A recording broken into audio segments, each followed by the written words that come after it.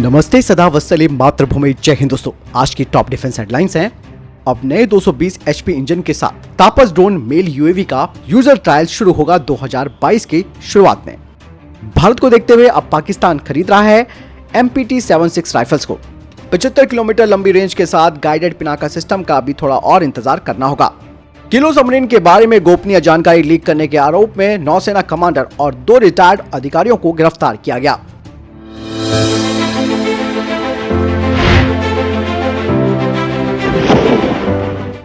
अभी हाल ही की latest report में यह बात सामने आई है कि तापस BS-201 स्वदेशी medium altitude long range endurance UAV ने अपनी 110 फ्लाइट्स पूरी की हैं, वो भी अलग अलग पेलोड और मिशन प्रोजेक्ट्स के साथ। और अब एक नया 220 हॉर्स पावर का इंजन तापस BS-201 की अगली फ्लाइट में इस्तेमाल किया जाएगा, जो कि 2022 में शुरू होगा। और उसी के बाद 2022 में ही भारतीय सेना इसके यूजर ट्रायल शुरू करेगी। इसके अलावा DRDO के नए आर्चर यूएवी का ट्रायल इस महीने से शुरू होने वाला है। फरवरी 2020 में DRDO ने 75 किलोमीटर रेंज वाली गाइडेड वर्जन वाली पिनाका रॉकेट का सफलतापूर्वक परीक्षण किया था, लेकिन गाइडेड रॉकेट्स के अधिग्रहण के लिए अभी और वक्त लगेगा। ऐसा इसीलिए क्योंकि इसमें कुछ टेक्निकल जो इश्यूज हैं उन्हें दूर किया जाना बाकी है। डिफेंस एक्सपर्ट्स का कहना है कि गाइडेड वर्जन वाली पिनाका रॉकेट के लिए लॉन्चर सिस्टम में भी अपग्रेड किया जाना बेहद जरूरी है, जिसके तहत एक्सटेंडेड रेंज रॉकेट्स को फायर किया जा सकता है। लॉन्चर सिस्टम को अपग्रेड किए बिना रॉकेट एक्यूरेसी के साथ 75 किलोमीटर के टारगेट को हिट नहीं कर पाएगा। पिनाका लॉन्चर का अभी वैलिडेशन टेस्ट किया जाना बाकी है और अभी लॉन्चर को अपग्रेड करना बाकी है और इसके अपग्रेडेशन के बाद ही इसे भारतीय सेना के लिए दिया जाएगा। दरअसल भारत में अब गोपनीय जानकारी लीक करने का एक ट्रेंड चल गया है और ऐसे में कई तरीके की जानकारियां हमारे दुश्मनों तक पहुंच रही है और इन्हें और कोई नहीं बल्कि हमारे देश के लोग ही पहुंचा रहे हैं, क्योंकि भारत में ऐसा कोई कड़ा कानून है ही नहीं जो इनके खिलाफ कार्रवाई कर सके। ऐसे में एक घटना और सामने आई है जो कि भारतीय नौसेना को लेकर है, जिसमें कि किलो सबमरीन के बारे में गोपनीय जानकारी लीक की गई है और ऐसे में नौसेना कमांडर और 2 रिटायर्ड अधिकारियों को गिरफ्तार किया गया है। एक नौसेना के अधिकारी और 2 रिटायर्ड अधिकारियों को CBI ने नौसेना की किलो श्रेणी की पनडुब्बियों के अपग्रेडेशन की गोपनीय जानकारी के लीक करने के आरोप में गिरफ्तार किया है। और इस मामले में और भी गिरफ्तारियां होंगी क्योंकि तार एक दूसरे से जुड़े रहते हैं। हालांकि इस बात की अभी जानकारी नहीं मिली है कि ये सूचना लीक करके किस विदेशी खुफिया एजेंसी को दी गई थी। नौसेना के सूत्रों ने इस बारे में पुष्टि नहीं की है और मामले की जांच एक वाइस एडमिरल और रिटायर्ड एडमिरल के द्वारा की जा रही है। मुंबई में एक सर्विस ऑफिसर यानी कि जो अभी सेवारत अधिकारी है उस पर गोपनीय जानकारी साझा करने का आरोप है, जो कि कमांडर रैंक रखता है। किलो क्लास की पनडुब्बियां दुनिया की सबसे आम कन्वेंशनल पनडुब्बियों में से एक है और वर्तमान में कई देश की नौसेनाएं इसका इस्तेमाल कर रही हैं।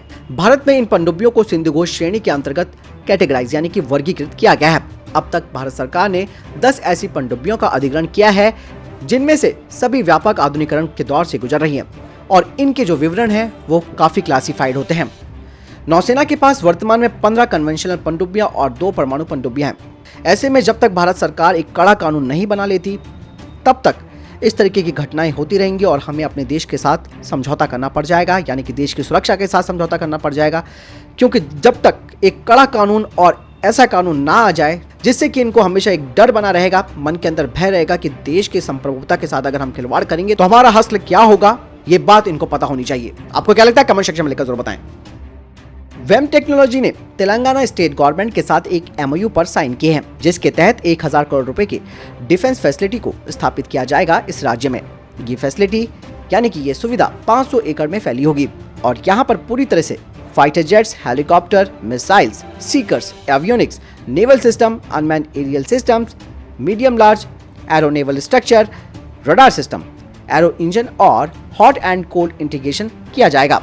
वेम टेक्नोलॉजी पहली प्राइवेट फर्म है जो कि तेजस के सेंट्रल फ्यूजलाज को बना रही है और वे ब्रह्मोस मिसाइल प्रोडक्शन की पार्टनर भी है। इसके अलावा इंडो इजराइल MR-SAM और Astra air to air missile में भी वो काम कर रहे हैं। यही नहीं, वेम टेक्नोलॉजी पावर इलेक्ट्रॉनिक्स और कंट्रोल एक्ट्यूएटर सिस्टम को भी बनाती है फाइटर जेट्स, हेलीकॉप्टर और UAVs के लिए। और इस नई फैसिलिटी में वर्तमान के ऑर्डर और आने वाले ऑर्डरों का निर्माण किया जाएगा।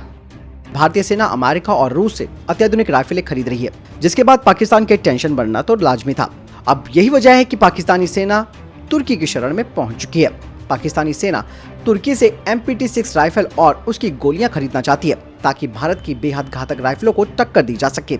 चीन के बाद तुर्की पाकिस्तान का सबसे बड़ा हथियार आपूर्ति करने वाला देश है। पाकिस्तानी सरकार तुर्की की सरकारी कंपनी ASFAT से MPT-6 राइफल्स के लिए बात कर रही है।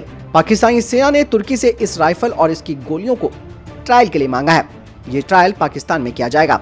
तुर्की की कंपनी के पास इस MPT-76 राइफल का एक हल्का संस्करण भी है। इसी का पाकिस्तानी सेना ट्रायल करना चाहती है। पाकिस्तान की ordinance factory 1 lakh MPT-76 assault राइफलों का निर्माण करना चाहती है। बताया जा रहा है कि वर्ष 2022 के मध्य में तुर्की और पाकिस्तान के बीच इस राइफल के लिए करार हो सकता है। इसके अलावा पाकिस्तान दक्षिण अफ्रीका की कंपनी टूविलो के साथ राइफल समझौते के लिए बातचीत कर रहा है।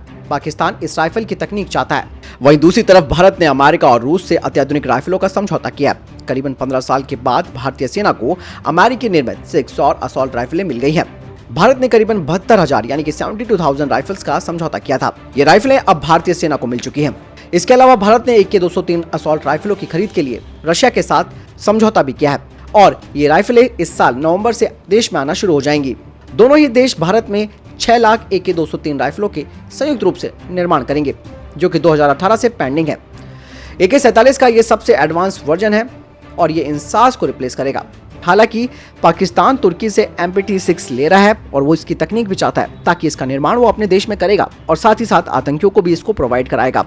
तो आप साफ तौर पर समझ सकते हैं कि ये कहीं ना कहीं तुर्की के लिए भी एक वार्निंग साइन होगा, क्योंकि FATF की ग्रे लिस्ट में वो आ सकता है और ऐसे में फंडिंग मुहैया कराना और किसी भी तरीके से हथियारों के लिए, वो भी एक ऐसे देश को जो कि एक आतंकवादी देश है, जो कि आतंकवाद को वित्त पोषित करता है, उसको अगर ये तकनीक देता है तो कहीं ना कहीं उसकी संभावना ग्रे लिस्ट में और ज़्यादा मजबूत हो जाएंगी।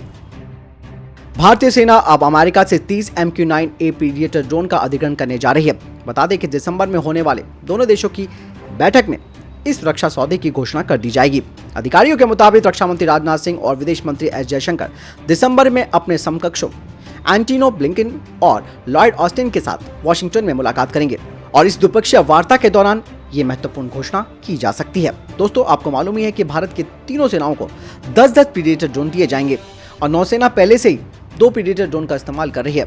इसीलिए अधिग्रहण प्रक्रिया भारतीय वायुसेना और भारतीय सेना की देखरेख में पूरी हो रही है। दरअसल चीन से बढ़ रही तनातनी और अन्य पड़ोसियों का रुख देखते हुए ये रक्षा सौदा भारत के लिए काफी अहम होगा, क्योंकि चीन अब अपने सशस्त्र ड्रोनों को पाकिस्तान को बेच रहा है। हालांकि तकनीकी खामियां बहुत आई हैं। आपको मालूम ही होगा किस तरीके से सर पकड़ कर बैठे हुए हैं पाकिस्तान के सेना अधिकारी कि उनको किस तरीके से चूना लगाया गया है। लेकिन फिर भी दुश्मन को कम नहीं समझना चाहिए और हमें भी अपनी तैयारी रखनी पड़ेगी। लेकिन प्रीडेटर ड्रोन इनका बाप है और ये किसी भी तरीके का हमला करने में सक्षम है। साथ ही ये कई तरीके के हथियार और बमों को गिराकर दुश्मनों को खत्म कर सकता है। खास बात यह है कि ये ड्रोन 30 घंटे से अधिक समय तक आसमान में टिके रहने में सक्षम है।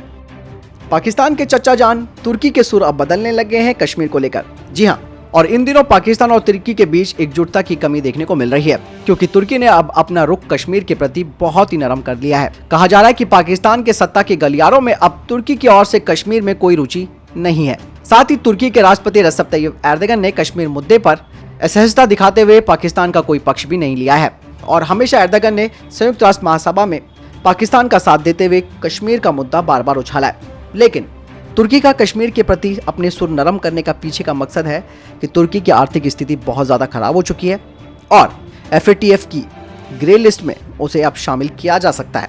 और ऐसे में अब रजब तय्यब एर्दोगन उन देशों के साथ अपनी मजबूती बढ़ा रहा है जिनका संबंध भारत के साथ अच्छा है, खासकर कि उन इस्लामिक देशों के साथ संबंधों को सुधार रहा है जो भारत के साथ बहुत अच्छी तरीके से रह रहे हैं।